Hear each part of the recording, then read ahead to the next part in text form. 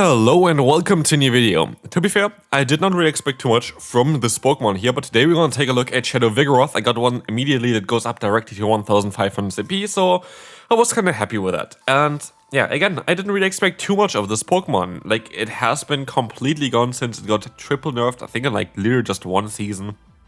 Where Counter got nerfed, where Body Slam got nerfed, and Rock Slide got nerfed. So yeah, what did this team do? It went 11-2.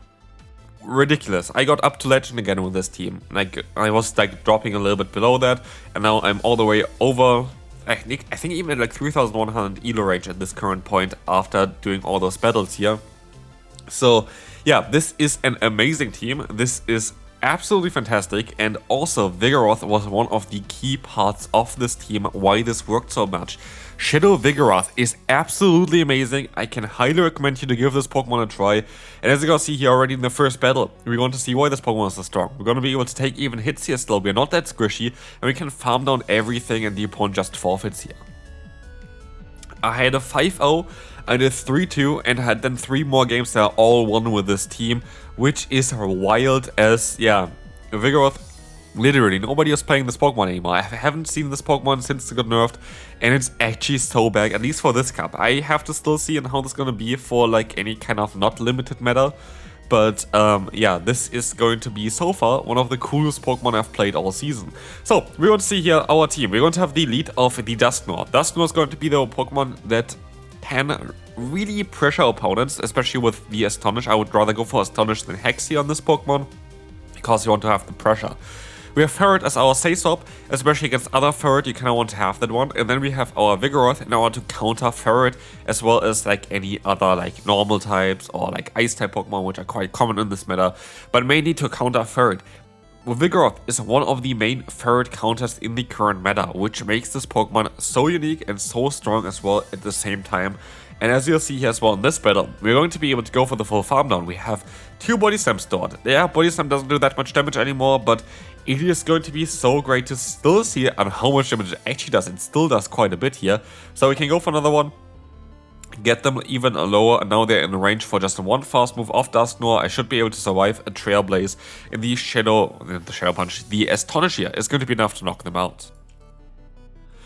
Okay, up to the third battle here for today. We're going to have Clodsire here. This is perfect in the lead. That's exactly where you kind of want to face it, because we're going to have neutral damage here, while they do resisted poison type damage against us. We still kind of want to use some shields here and then, because they still do a lot of fast charge pressure here as well.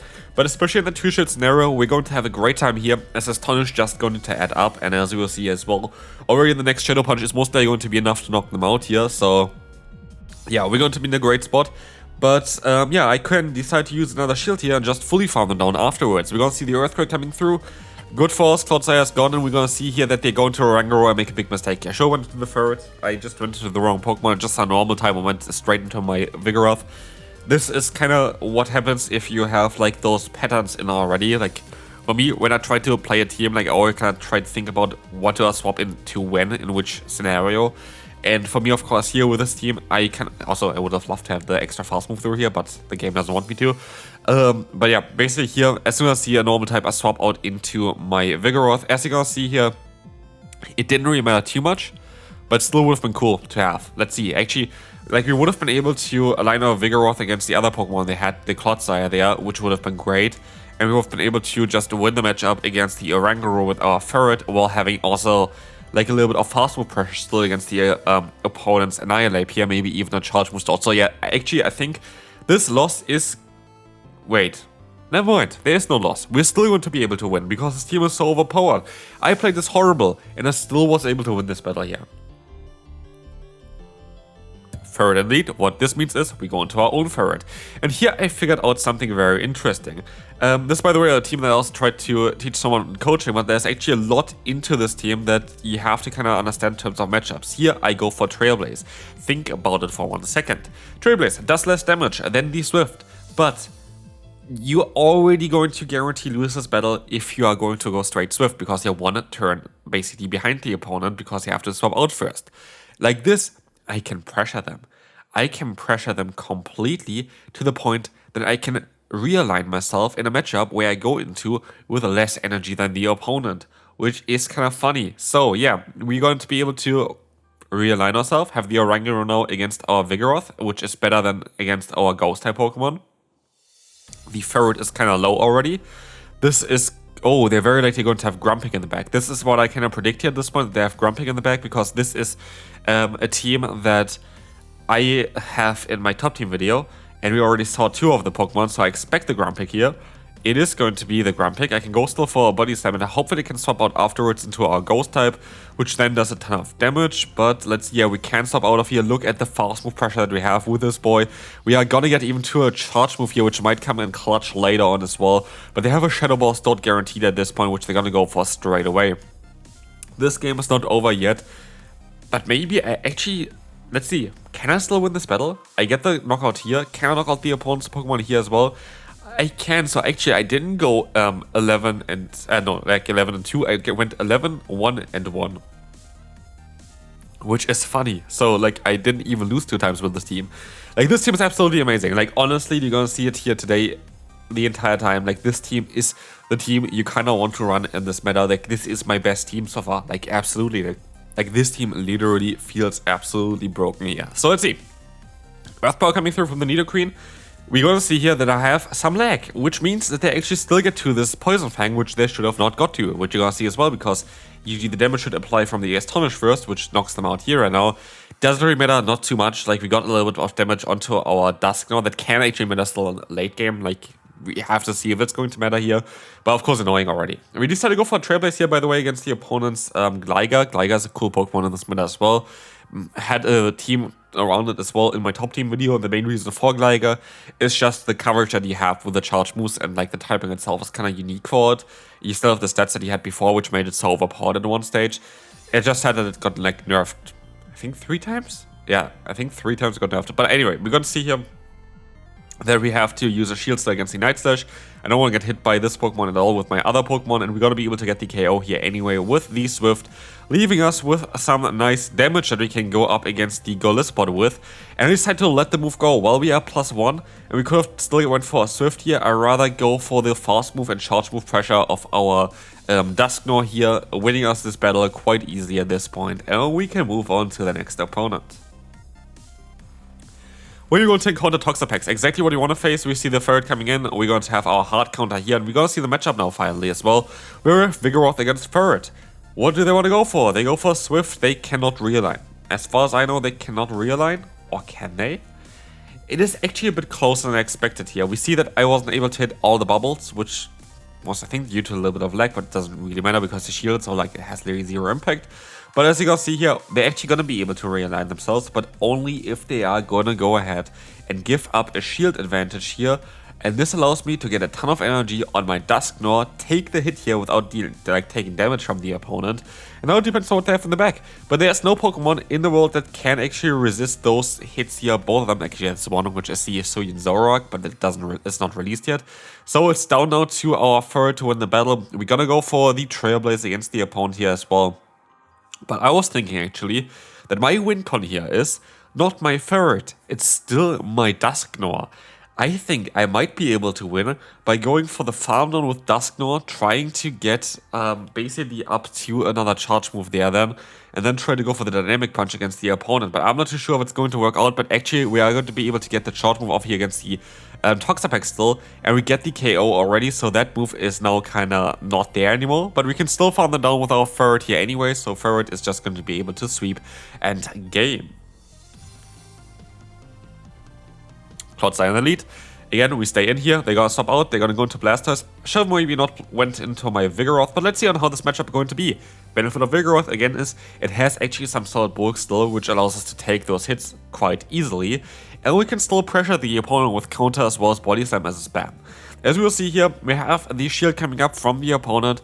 We're going to be able to use our own shield as well if we want to get another shield from them, but I actually decided to not do that. Why? Because I think that if I have energy on this Dusknoir, I'm going to have so much fun in this battle, because the only answer to this Pokemon would be a normal type Pokemon, which they don't go into. They go into a Clodsire. So the energy on this Pokemon is kind of free. Like, there's again no Pokemon that can counter our energy on Dusknoir, which makes Dusknoir such an interesting Pokemon to take a look at. Just like you have to kind of yeah, think about the fact that if you get energy on Dusknoir, you have a guarantee that you're going to be able to get damage onto someone's Pokemon. Like, there's no Pokemon in the world that can actually take the hits here, which is going to be really amazing. Everything at least gets hit neutrally, and a lot of types get hit super effectively from this Pokemon here, which makes it so overpowered. Oh, look at this Lapras. I go for the bait here. I don't know if this was necessary. Let's see if it was or not. We got the shield, so it was working out quite well. And we can go into our Furret, taking the hits, taking the Trailblaze against them as well, which is going to do some nice damage against them. They're going to go ahead and go for the Skull Bash, boosting their own defense. But at the end of the day, I might be even able to go for a Swift now in time because they went for the Skull Bash. As you will see here, the Trailblaze is going to get them very, very low already. And we cannot get to the Swift, but there should be very much energy dry. As we will see a Sparkling Area connecting against us, we're going to be able to stay in here. And I can still go for the Shadow Punch, knock them out before they can go for the Sparkling Area again. And this is going to be it for this battle, as Blastoise will not be able to win this one. Next up, we don't have Serperior in the lead. This is going to be a bit more of a trickier one to play. What you want to do is, you want to go for 5 Fast Move first, because that is best Fast Move timing. They get to the next Charge Move in time, that's fine, we use a Shield, we go for 1 and a Shadow Punch. And we do the exact same afterwards. So what this allows us to do is, either get the shield, get the shield back anyway, guaranteed here basically, but we also get the opponent very, very low. And now you have the decision to do here. Do you want to stay in, just farm them down, or do you want to swap and just keep the shield? I'd rather keep the shield. This is my bulkiest Pokemon here to hit take a Frenzy Plant here as well. I'd rather keep the shield for something later on. And I do think it is the best decision to keep your shield alive. They have heard it's so safe in the current meta. The only real weakness is going to be Fighting type Pokemon, which is why we have Astonish as well in the lead. You need Astonish in order to deal damage against also the Fighting type Pokemon a bit easier. So yeah, as you will see here though, they're still going to be forced to go for a Charge Move against us. We can take a hit from Toxapex as well with our lead, which is going to be great. And we can just go for the full Fountain here. We get the Fast Move through, which is kind of important. Again, this is not really always the case, sadly, recently, and we're gonna see the Auroras coming in. Welcome to Vigoroth Hell, as a Vigoroth is going to be able to get the shield up, shield the Weather Ball, farm them down, and win the battle. Next up, Dusknoir into Regirock. This is going to be a very interesting matchup. They don't do Fast Move pressure, at all, they literally do 1 damage, but Stone Edge is going to be quite awkward to deal with. We're going to be able to overform by a lot though, and we can go for our own Dynamic Punch here, which is going to just take the KO, so we win the first matchup here already. We're going to swap out straight away into our Furret, just in case we need to keep our other things alive, and we're going to see here sadly a Cresselia. That is going to be a bit of an interesting Pokemon. Do they have a triple legendary team? That would be kind of cool, but let's see what they have here. We're going to be able to do some solid damage against them already. I'm going to use a shield because they're boosted already. I hope they don't have a fighter in the back. And they decided to go for the future side, so that was a great shield by me. It's going to be a Frosted in the back. We win this battle. Good game. What else am I going to say here right now? Furret is not going to sweep through the entire team here with the boost that it has and the super effective coverage it has. Yeah, interesting team from the opponent. Furret is not a Pokemon you want to face with this team. Even Regirock is weak to the Trailblaze. Interesting. Anyway, Charjabug, next one. You go for 5 fast moves again and then go for the charge move. That is the ideal timing. Absolutely. And it's very awkward for them to time actually their moves, because they need to now go for 2 fast moves in order to actually have perfect timing. But because I expect them to go for a charge move anyway, I decided to swap out of here and catch the move onto my Furret, as we can catch another one, but the opponent is down already. This thing goes down here, the Charjabug is going to, basically faint there, and we're going to be able to align ourselves correctly, which is absolutely amazing, because again, we have still energy on our lead. We have realignment, and we have here a great matchup as well, as Blastoise doesn't want to face any Swift here as well. Boosted Swift still hits so hard against this Pokemon, and we can use kind of the advantage again that we had the last time with Dusknoir. The thing is here for Dusknoir is that if they go for a charge move, or generally you always get a hard-hitting 3-turn fast move through, and they cannot avoid this, and they're gonna have a Grumpig in the back and win the battle, because they have no chance of winning against us as long as they cannot farm us down in time. But as they let the move go through anyway, we win the battle on the spot, as even our Vigoroth wins this here. Second to last battle. Well, let's see. This is going to be a Furret in the lead. We're going to swap out here into our own Furret, and this is not really an ideal matchup. Again, if you can get to the Swift in time, that's great. Most of the time you cannot, and they go into the Jump Love now, which is not really ideal. But at least, this is an answer to Vigoroth, kinda, so it's great to get this Pokemon out of here. It's great to get this Pokemon a little bit lower. Low enough that we put it into 1 Shadow Punch range as well. So, not too bad here. If we would get another charge move off, we even put them into farmland range. They go for the aerial ace, and this allows us to get another fast move off. So we put them all into farmland range for our Dusknoir, which is great as they go for another charge move. So this is actually working out quite well for us, because now we keep energy on our Dusknoir. They still get another move here, don't get me wrong, like they're still gonna get another charge move here. But we're gonna take the hit, because we want to win with a Vigoroth. I hope they don't have a fighter in the back. We see here the Grumpig in the back, which is not ideal. But the game is not over yet. The game is definitely not over yet. We have to play that out. We kind of get to the moves at the same time as the opponent, but it is not over at all in this kind of way, as they do enough to knock us out guaranteed. They do more fast move pressure because our fast move is resisted, but we still have our Dusknoir in the back, which could even take like a dynamic punch or something like this. We have to see, but we have to kind of play around this. Here we're gonna use a shield. Dynamic punch is coming through. We're gonna have to kind of go for the swap here, try to farm them down, go for the dynamic punch against the Furret. We have to hope that they let the move go through here, but they decide to shield. And with this was our only loss with this team, which was a hard counter, and even then it was kind of close. Like, it wasn't even like that, yeah, easy for them to win this one. Here we got to see Primeape in the lead, not ideal. A lot of times try to catch you off guard then afterwards with, with their Ghost type basically, after going for their own charge move. But as you see here, we're going to be able to use a shield against the dynamic punch of the Dusknoir. As you see though as well is that we have to go for another charge move, because otherwise the opponent is going to be able to survive those hits.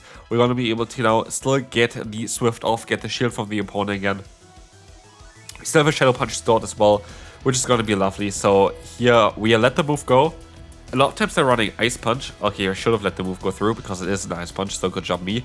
But I still get the shield here, hopefully. And if I get the shield, I could just snipe them with a Shadow Punch as well, which I don't because they don't give me the shield, but they give me the Jellicent, which is an instant win here because I do damage here. I have Shadow Punch still stored, and I have a Vigoroth which can resist the fast move and Shadow Ball. So yeah, this game is over. Good game here. We win the battle. Again, this team is absolutely amazing. Vigoroth, absolutely underrated. Has a very unique role in the current meta. Hopefully you enjoyed this video. If you did, feel free to leave a like. I really would appreciate it, and I will see you then. Bye bye.